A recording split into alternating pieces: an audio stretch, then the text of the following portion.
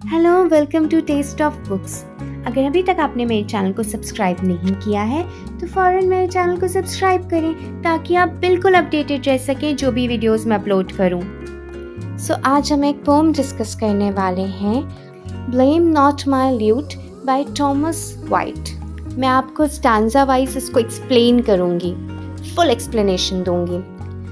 Blame not my lewd ये एक ऐसी पोएम है जिसमें पोइट डिस्क्राइब कर रहा है कि उसकी जो बिलवेड है उसने उसको बिट्रे कर दिया है, धोखा दे दिया है और उसकी जगह किसी और को चूज़ कर लिया है, और इसी थीम पे उन्होंने ये पोएम लिखी है। तो हमें मान सकते हैं कि उन्होंने अपनी पर्सनल लाइफ को इसमें पोर्ट्रे किया है, क्योंकि उनकी पर्सनल लाइफ में एन बोलेन जो हैं उन्होंने उनको छोड़ के किंग हेनरी द 8th को चूज़ कर लिया था।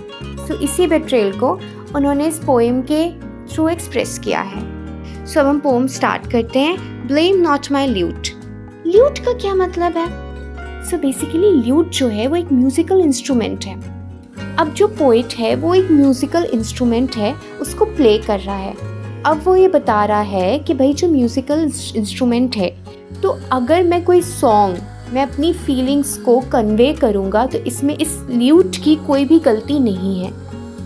तो वो अपनी बिलवेड से ही बोल रहा है, तुम्हें मेरा सॉन्ग अच्छा नहीं लग रहा हो, इसके वर्ड्स अच्छे नहीं लग रहे हो, तो तुम अपने आप को ब्लेम करो क्योंकि तुमने मुझे धोखा दिया है और ये जो ल्यूट है ये सिर्फ सच बता रहा है। तो अब हम स्टैंजा वाइज पोएम स्टार्ट करते हैं।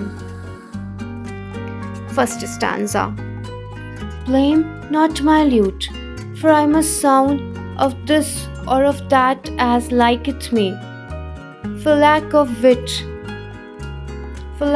wit, the lute is bound to give such tunes as pleaseth me.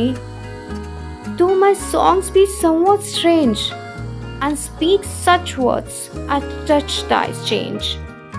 Blame not my lute. इस स्टैंजा में पोइट एक्सप्लेन कर रहा है, पहले एड्रेस कर रहा है अपने लवर को। वो कह रहा है मेरे ल्यूट को ब्लेम मत करो, डोंट ब्लेम द ल्यूट, क्योंकि ये वो सॉन्ग्स प्ले कर रहा है जो मैं चूज़ कर रहा हूँ। जो भी सॉन्ग ये प्ले कर रहा है उसकी वजह से ल्यूट को ब्लेम मत करो।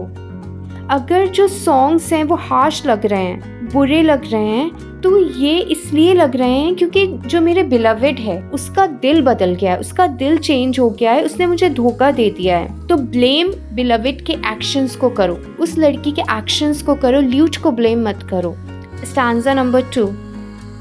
माई lewd alas doth not offend, though that perforce he must agree to sound such tunes as I intend to sing to them that heareth me. Then though my songs be somewhat plain, and touches some that used to feign, blame not my lute. इस stanza में वो फिर से lewd को defend कर रहा है कि ये जो इंस्ट्रूमेंट है ये बहुत इनोसेंट है, ये वही फॉलो कर रहा है जो इसको कमांड दिया जा रहा है। अगर इसके सॉन्ग्स बहुत प्लेन हैं, डायरेक्ट हैं और ब्लंट हैं, तो ये उन लोगों को एक्सप्रेस कर रहा है जिन लोगों ने मुझे धोखा दिया है। तो लिसनर कौन? वही लड़की, वही बिलवेड। तो लिसनर को ब्लेम नहीं करना चाहिए ल्यूट को कि ल्यूट सच क्यों बोल रहा है। Stanza number 3। My lewd and strings may not deny, but as I strike they must obey. Break not them then so wrongfully, but break thyself some other way. And though the songs which I indite do quit thy change and with rightful spite, blame not my lute. इसमें poet explain कर रहा है कि जो lewd है उसके पास कोई choice नहीं है, जब भी उसको टच किया जाएगा उसको अल्टीमेटली रिस्पॉन्ड करना पड़ेगा, उसको उस हैंड को ओबे करना पड़ेगा, क्योंकि ल्यूट जो है वो एक इंस्ट्रूमेंट है। अब इस इंस्ट्रूमेंट को जो भी इंसान प्ले करेगा ये उसके फॉर्म में प्ले होगा, वो जैसा कमांड करेगा, वो जैसे हैंड्स को वो करेगा ल्यूट के ऊपर, उसके अकॉर्डिंग ल्यूट को परफॉर्म करना पड़ेगा। वो अपने लवर को वॉर्न कर रहा है कि मेरे ल्यूट को गुस्से में तोड़ने की ज़रूरत नहीं है क्योंकि ये गिल्टी नहीं है, इसकी कोई गलती नहीं है। अगर तुम्हें लग रहा है कि इसके सॉन्ग्स बहुत हार्श हैं, बहुत बुरे हैं, तो ये तुम्हारे धोखे की वजह से हैं। इसीलिए मेरे ल्यूट को ब्लेम मत करो। Don't blame the lewd.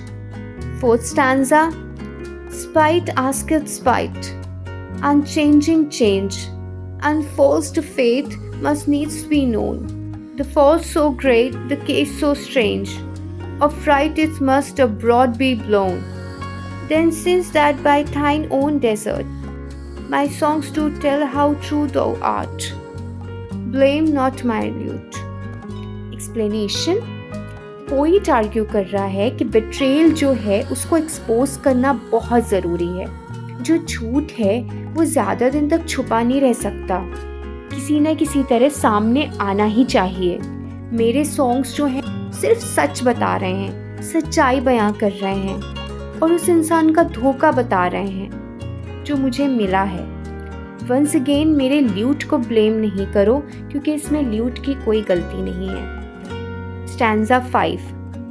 Blame but thyself that hast misdone, and will deserve to have blame. Change thou thy way, so evil begin, and then my lute shall sound that same. But if till then my fingers play, by then desert their wonted way, blame not my lute. Explanation. इस stanza में poet बोल रहा है सारी responsibility और सारा blame उस लड़की पे, उस बिलवेड पे शिफ्ट कर रहा है कि उसको ब्लेम करो, और अगर उसको ब्लेम करोगे तो वो सही है क्योंकि उसी की सारी गलती है, ये सब उसी की वजह से हो रहा है। अगर वो अपना रास्ता बदल लेती तो ये ल्यूट दूसरे सॉन्ग्स प्ले करता, अच्छे सॉन्ग्स प्ले करता, लेकिन क्योंकि उसने इसको बिट्रे किया है इसीलिए ल्यूट जो है वो सिर्फ सच एक्सपोज कर रहा है, उसके एक्शंस को एक्सपोज कर रहा है। Last stanza, farewell unknown, for thou do break my strings in spite with great disdain. Yet have I found out for thy sake strings for to string my lute again.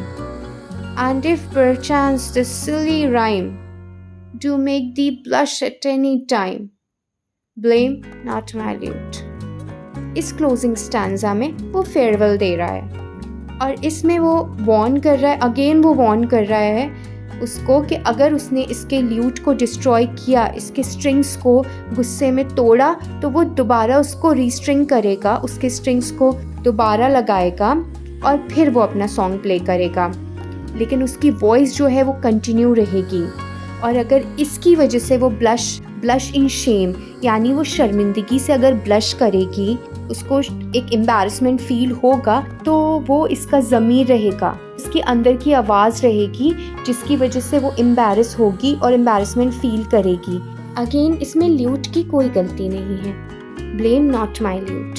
सो ये पूरी pome थी stanza wise. I hope आपको समझ में आ गई होगी। Basically इसकी सिर्फ इतनी सी समरी है कि वो ल्यूट के थ्रू अपनी फीलिंग्स एक्सप्रेस कर रहा है और उस बिलवेड से कह रहा है कि जो मैं जो भी सॉन्ग्स बोल रहा हूँ, मैं जो पोम बोल रहा हूँ, इसमें मेरे ल्यूट की कोई गलती नहीं है, इसमें गलती तुम्हारी है क्योंकि ये तुम्हारे एक्शंस हैं जिसे ये एक्सपोज कर रहा है। सो ये थी हमारी आज की पोम।